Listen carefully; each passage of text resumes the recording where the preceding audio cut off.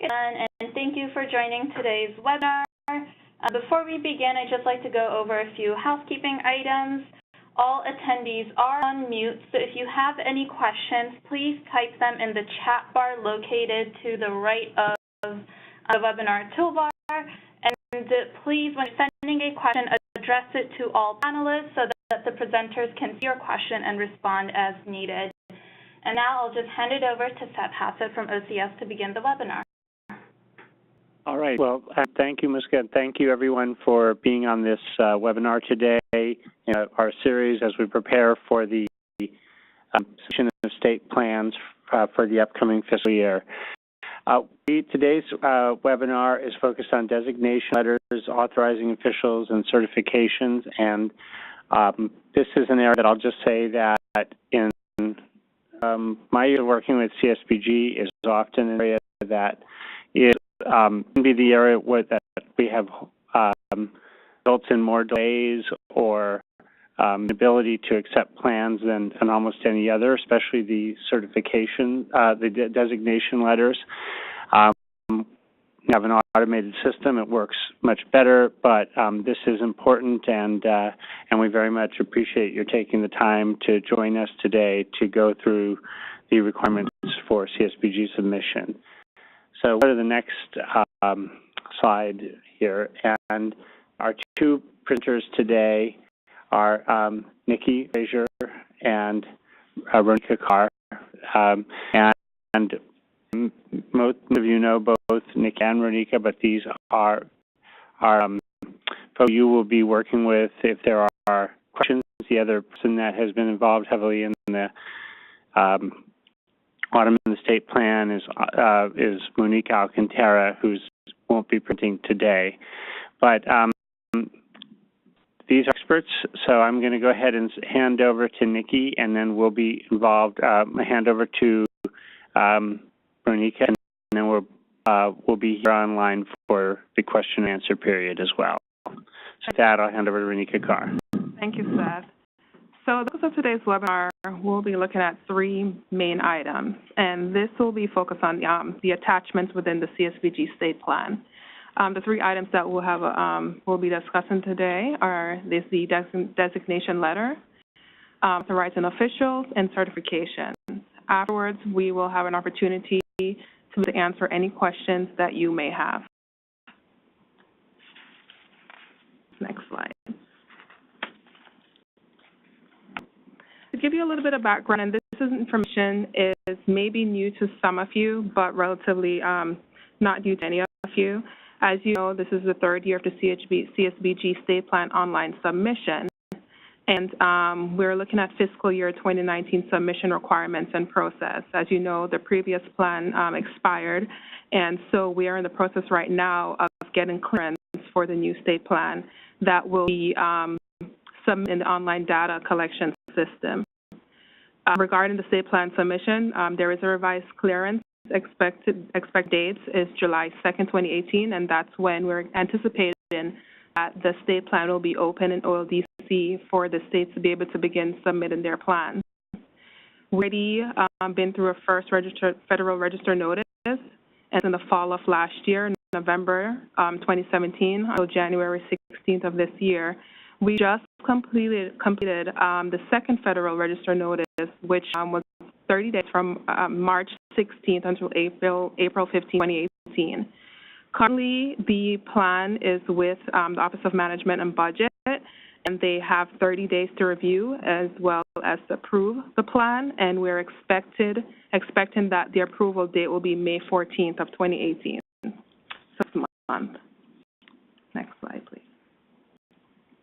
We wanted to reiterate that we do anticipate that the plan will be available in OLDC by July 2nd, 2018. And just to remind folks that the submission deadline for the CSBG state plan is September 1st, 2018. We are anticipating that by July we will have it open, so we will be able to provide enough time for states to be able to complete their plans and provide it to OCS. Just some reminders in regards to OLDC, things that we would like for states to begin thinking about or to just keep in their minds before the plan opens in July is that please ensure that your user accounts have been established. Also, we recommend that you attempt to access your account every 60 days or so to avoid lockouts. We know that the system, they have security attachments to them, so they want to make sure that, you know, accounts remain active, so please attempt to access your account every 60 days. Also, please pay attention to the maximum number of characters under each question. Additionally, and this is regarding completing your plan. Additionally, states entering the second year of their 2-year plan must complete and submit the SF424M report, which is a separate document in OLDC. So please keep in mind that that is a requirement to do so. Next slide. Let's go into talking about the different attachments that is part of the CSVG state plan. Just to provide a little background, there are 9 items that allow for attachment. 3 of those 9 items are requirements, and we will go a little bit further into that as we go further along into this presentation.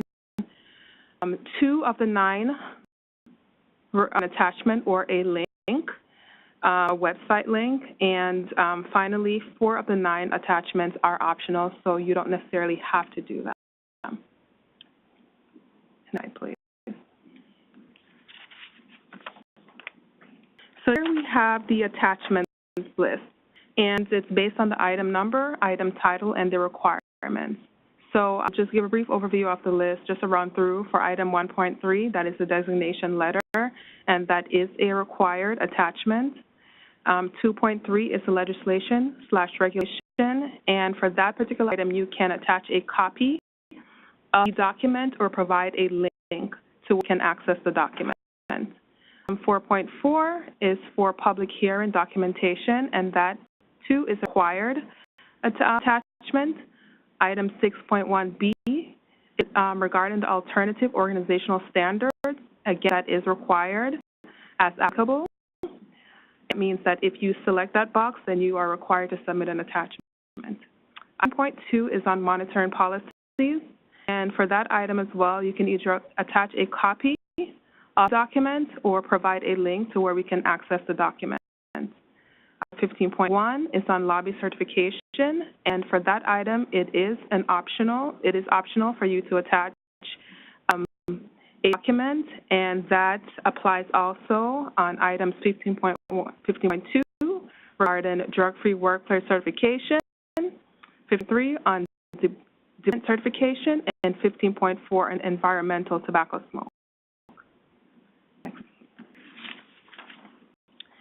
As we talk about the items in regards to the attachments, one of the recommendations that we have is in regards to the naming convention, and we do provide a little bit of guidance on the naming convention, and so the attachment's name should include 1, the correlated item number. So, for example, if it's regarding item 4.4, then we recommend that you start the naming with 4.4. The correlated item title, as well as any additional information which identifies the attachment. And as we go further along in this presentation, we will give you more instructions or guidance as well as examples as to what we mean when we say additional identifying attachment.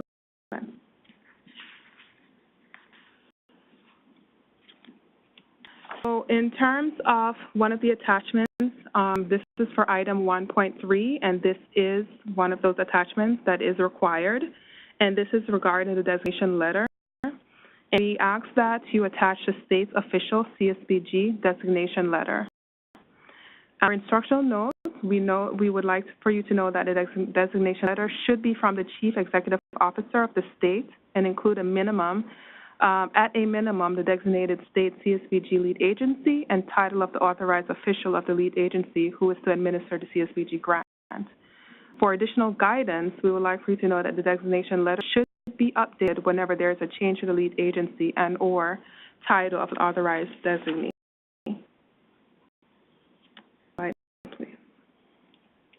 Additional guidance regarding designation letter is that we want to let you know that the plan must be certified by the designated official. Please assure that delegation is consistent with the state laws and procedures. Please consider utilizing a title or position on the designation letter versus a specific individual. The designation must originate from the governor's office, and any subsequent designation, if necessary, must follow the chain of command. Also, the designation letter does not need to be updated each year, and the exception for that is if the designee changes. And finally, the letter does not need to be changed with a new OCS director. So I will now pass the mic to Nikki as we go for long with the list of the attachments for the CSBG state plan. Thank you. I will now talk about item 2.3, which deals with legislation/regulation. And the name of this attachment should include the item number and item title. For example, the name is 2.3, legislation/regulation documentation. An attachment is not required here if you are able to provide a link to your document. Have statutes and regulations, please provide attachments links to both and name them accordingly. So the example is 2.3, legislation/regulation statute.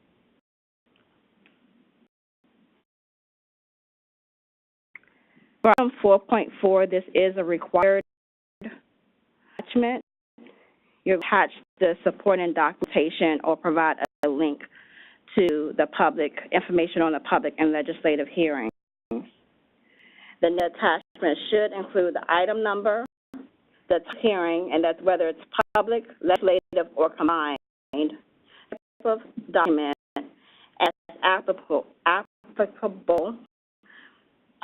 the date of the hearing. The example that we provide here, it's 4.4, combined hearing agenda, and the date is 04/17/18. Attaching all support documentation as one attachment, then there's no need to include the type of document in the name. Should, however, provide that it does not exceed the maximum number of megabytes to attach. For additional guidance, support documentation may include, but is not limited to, agendas, sign-in sheets, transcripts, notices, advertisements of the hearings.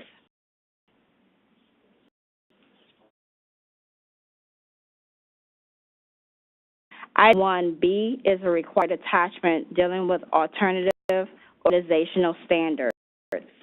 Minimum, the name of this attachment should include the item number and item title as shown here. 1B, alternate organizational standards. This attachment is only required if you select alternative set of organizational standards under 6.1. That the entire set of alternative standards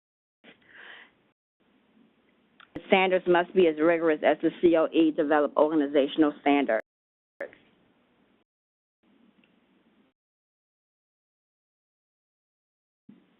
Point 10.2 is monitoring policies. At minimum, the name of this attachment should include the question number and question title as shown here. Relations later in this presentation. An attachment is not required here if you're able to provide a link to your documentation.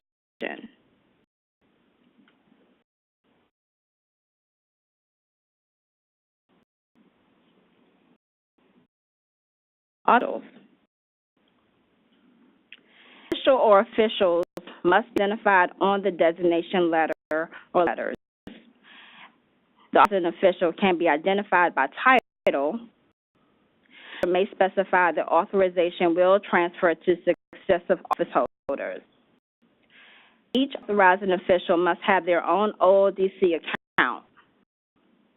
The authorizing official, as a note, certifies the entire plan and attachments.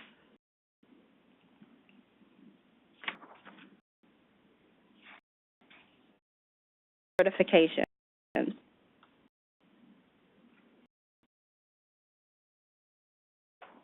15 provides the federal certifications. There are 4 required certifications: lobbying, drug-free, workplace requirements, development, environmental, tobacco smoke. Certify that the state CSBG authorized official providing the certification set out above. Because these certifications are on the system on OLDC as an electronic version, and check mark is provided for each of these certifications, you must maintain a signed copy of these certifications in your records. However, they are not required to be uploaded to OLDC with your application and plan. I'll hand it back to Ronika. Thank you. So we just went through the list of attachments for the CSBG state plan. We will, at the end of this webinar, open for question and answers. But before we do that, we just wanted to mention that the next webinar, titled Great We Made It, is scheduled for June 6, 2018. It was originally scheduled for May 17th, but if we do have a new date, and it is from 2 p.m. to 3 p.m. Next slide. Additional resources on the CSB state plan. Here is a link, and again, this webinar will be provided to you, so you have access to these links. But here's a link of past webinars that we implemented on the CSBG state plan. So if you have any additional questions or if you need further guidance, in the meantime, you can access these links and look at previous webinars, as well as links to resources, additional resources on the CSBG state plan.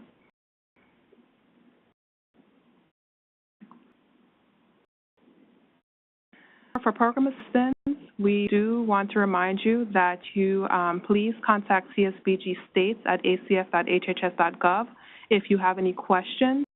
Also, please reach out to your CSBG program specialist, and that is Crystal Cruz, Davis, Jamia Furbish, as well as John Holden.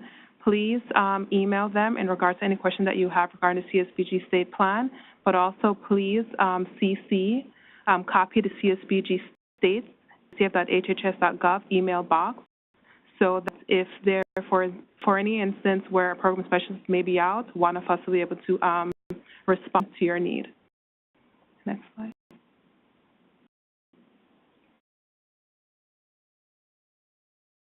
For any question that you may have or concerns regarding the OLDC, for assistance, please again reach out. You can email the CSBG states mailbox, but also please contact Monique Alcantara or Nikki Frazier for any questions that you have, and they will respond to you in a timely manner. Thank you for joining us on this webinar today, and we will now respond to any questions that you may have, and so we will open up the webinar. Thank you.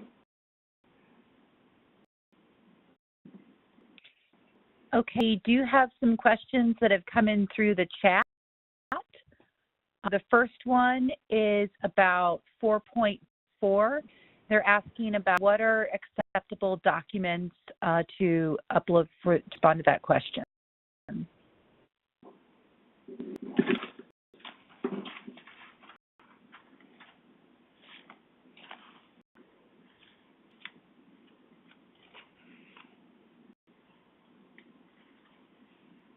So for that was slide 14, and the documentation usually includes agendas, sign-in sheets, transcripts of the hearing, notices, public notices that you provide online on the website or in a newspaper. A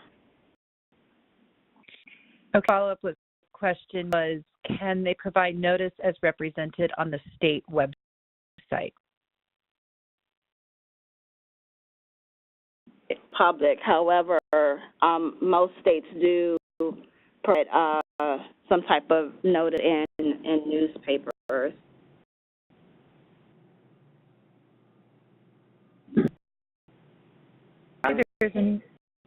Sorry?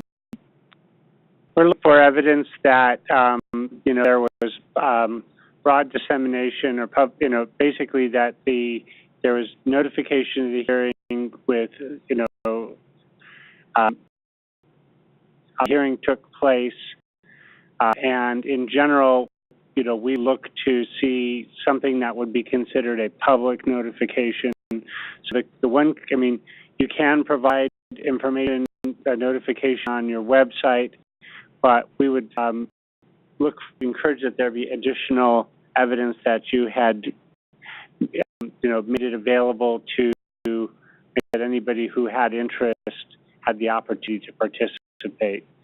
So that's essentially, we're just looking for and you do have some latitude in terms of how you do the public notification, but certainly the intention here is that there's broad public notification and opportunity to participate for those who have interest.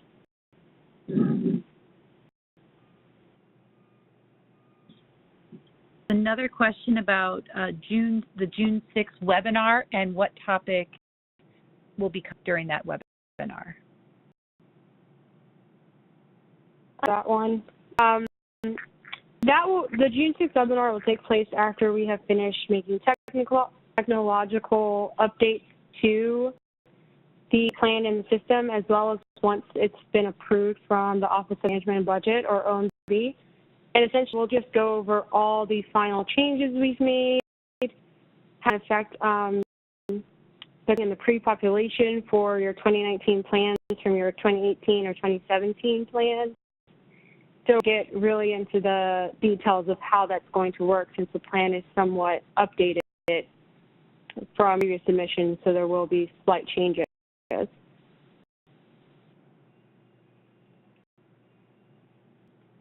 There's another question about the authorized official. If the person who's certified the last 2-year plan has not changed, would have to do another letter. That information. I'll go ahead and take a shot at that.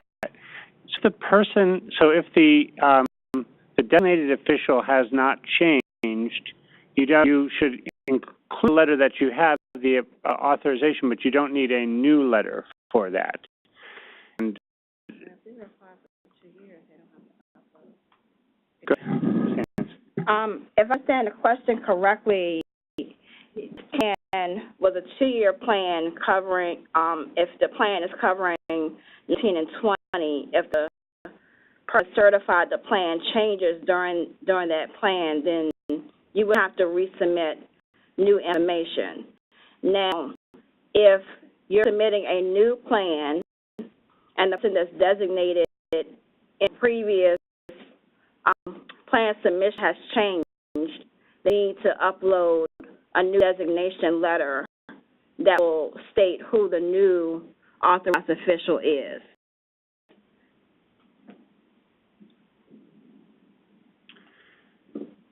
I could just also emphasize sort of what we were highlighting here when we're talking about the authorized official, and we're certainly encouraging that states look at and emphasize in these letters the title of the position. So if it's the secretary of the department is designated by the governor with that authority, or whatever title you have, that's the most important thing to us, because we know there is cover in positions, and that so the person, the name is less important to us than it's the title of the office holder who is designated by the governor with that authority.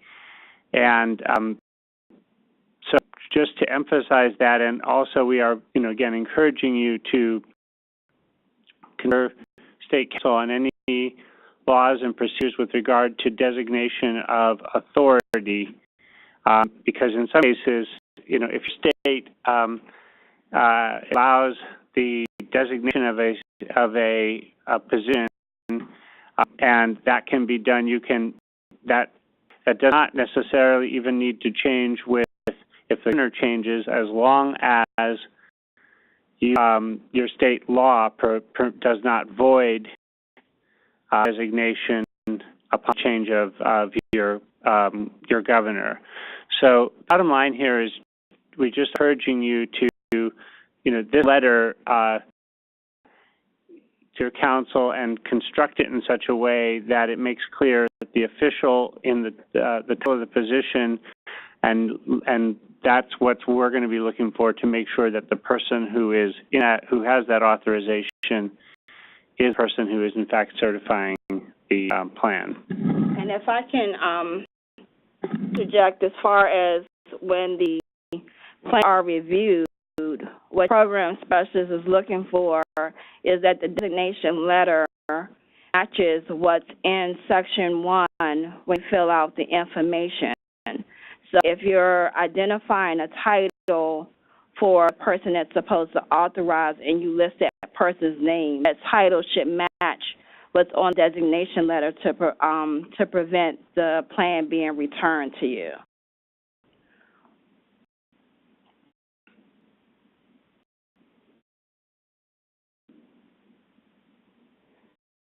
Those are all the questions that I'm seeing in the chat at this point. So if any other questions, you can place them in the chat.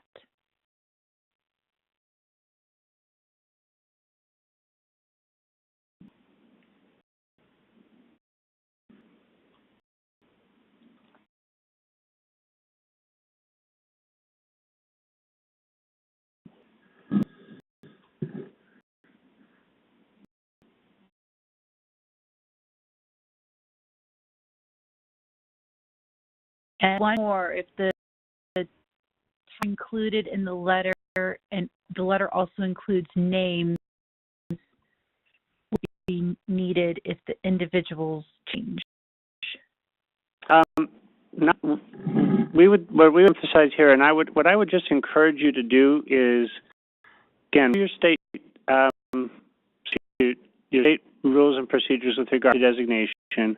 I even would encourage you to consult with a state council, even look at language that could perhaps be included that may indicate that that the designation, will apply to the if you are including the name.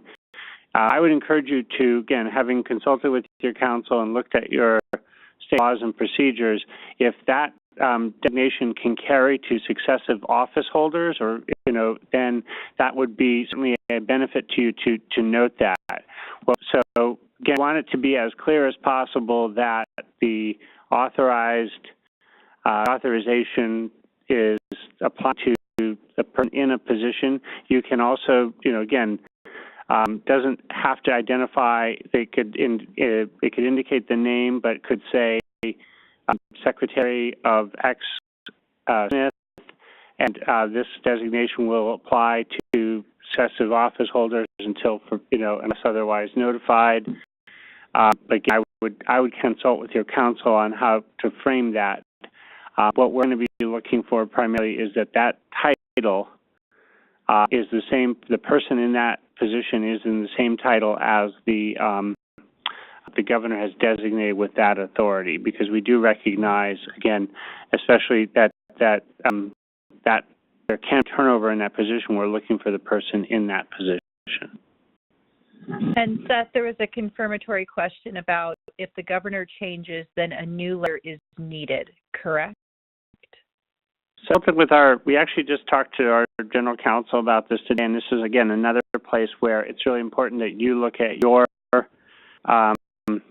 laws and procedures, because what our general counsel indicated is, from our perspective, if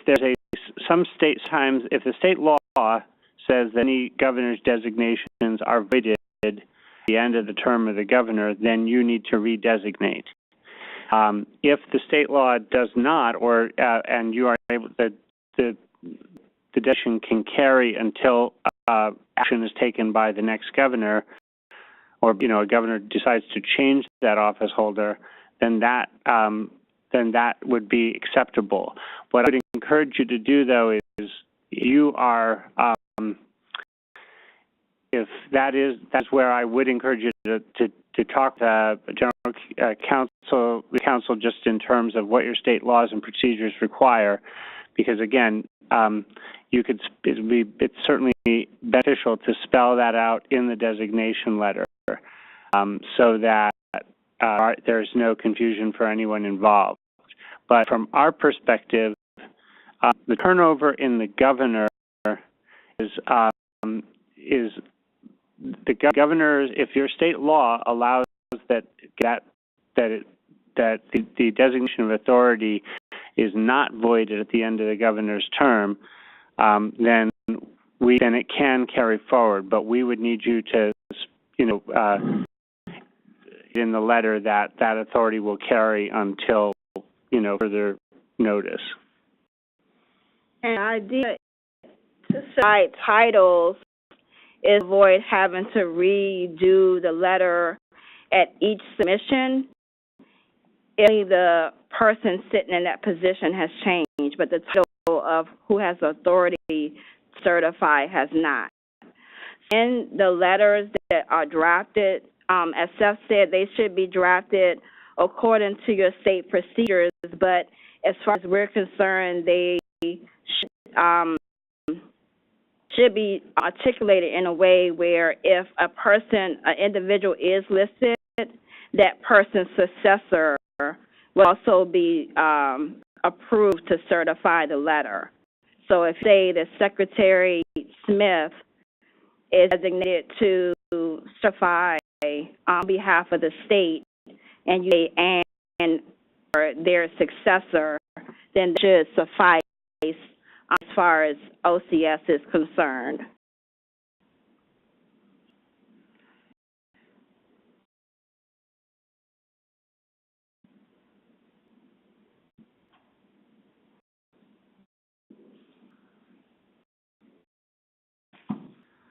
Like we've answered all the questions.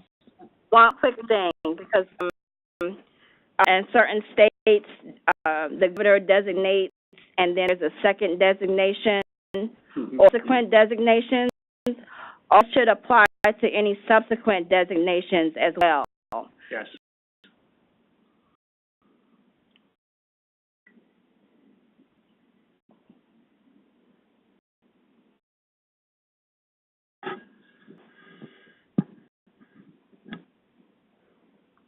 So,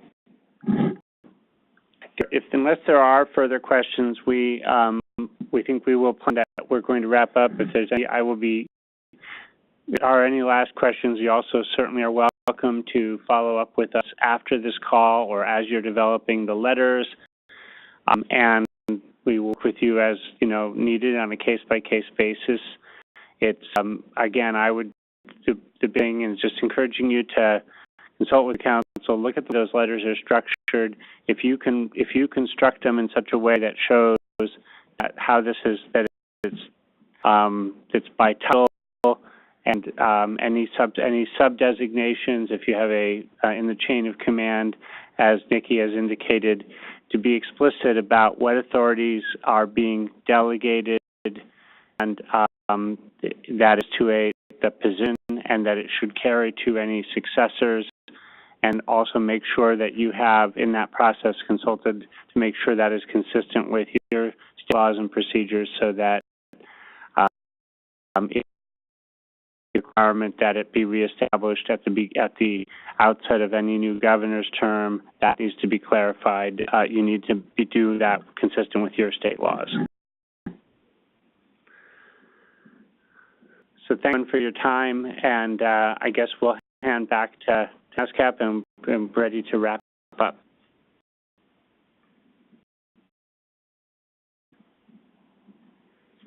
Well, great. Well, thank you. We appreciate everyone joining this afternoon. And as always, please follow up with your OCS specialist or here at NASCAP if you have any additional questions.